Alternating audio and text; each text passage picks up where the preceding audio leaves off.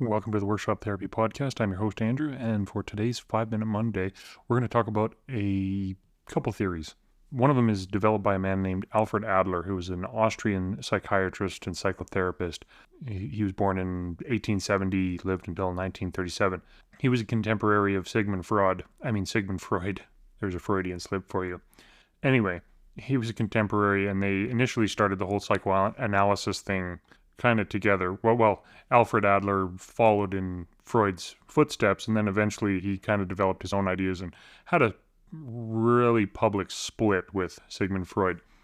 And he ended up going off on his own path, and he founded something called individual psychology.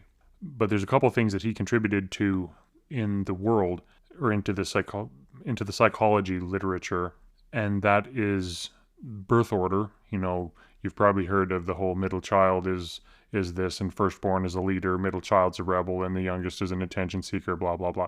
That's kind of his thing. He also came up with the idea of the inferiority and the superiority complex. But one of the things that kind of is applicable in today's discussion is something that he called the life lie. So the life lie is a concept that refers to a mistaken belief or a self-deception about one's own capabilities, interests, and goals. It's essentially a false narrative that individuals construct about themselves. It's often a way to compensate for those feelings of inferiority or even superiority. And this false narrative that you create for yourself can lead you to adopt things and do things that aren't necessarily beneficial to yourself or a part of your, genuine goals. It also manifests in ways that people kind of adhere to societal roles or to expectations which may or may not be actually placed on them by people outside of themselves in their sphere of influence, or even you might adhere to expectations that you may perceive as being there even though they may not be. The other thing that I wanted to talk about is the sunk cost fallacy. So the sunk cost fallacy is when you make a decision based on the fact that you have already made the decision, essentially. So you perceive, I have put X amount of time into this project or into this relationship or into this investment, whatever it is. You've put so much time and effort into it at this point that you have to keep pursuing that, even though it may be a net detriment to you in the end.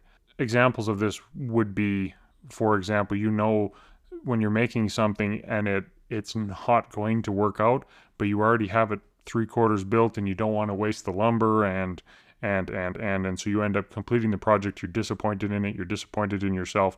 You would have been far better to just throw it out and start over. So these self-deceptions from these life lies and from the sunk cost fallacy kind of lead us into these situations where we make poor choices that aren't necessarily to our net benefit at the end. We stay pursuing a job or a relationship or a project, and as makers, it's quite often a project that we're paid to do or we think we want to do, but we get to a certain point in it where it's just like, I hate this and I don't want to do it. And instead of discarding it, you've already committed these resources, and so now you have to pursue it.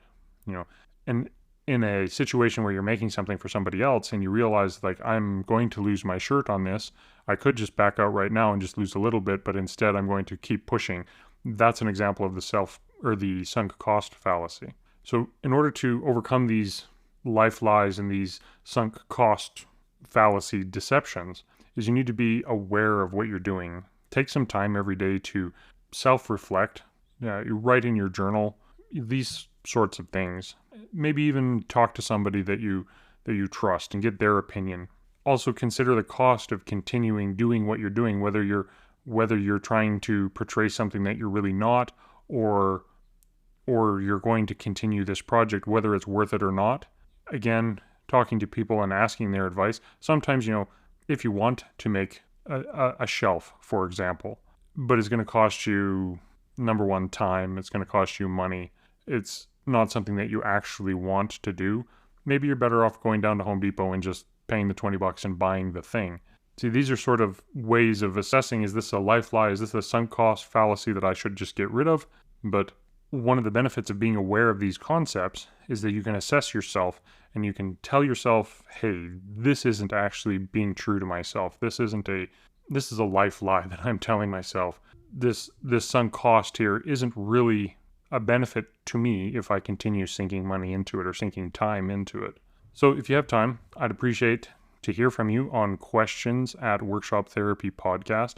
If you have any situations where you feel like you've been stuck into that sunk cost fallacy, or maybe you're telling yourself a lie that you want to share or talk about, or if you have any questions, feel free to send me a voice memo on that, and I would love to answer your questions online here, and you could hear my rambling responses. I hope you enjoyed that, and I'm excited about the next few guests we're going to have on here. So stay tuned. I just want to say thank you to the founding members of the Workshop Therapy Patreon family: Eric of Overall Makerworks, Keith Drennan of Blackthorn Concepts, Brad of Brad's Customs, Matthew Serio from Arciano Serio, and the Grant Alexander. If you want to join on Patreon to support the show or just say thank you, I'd appreciate it.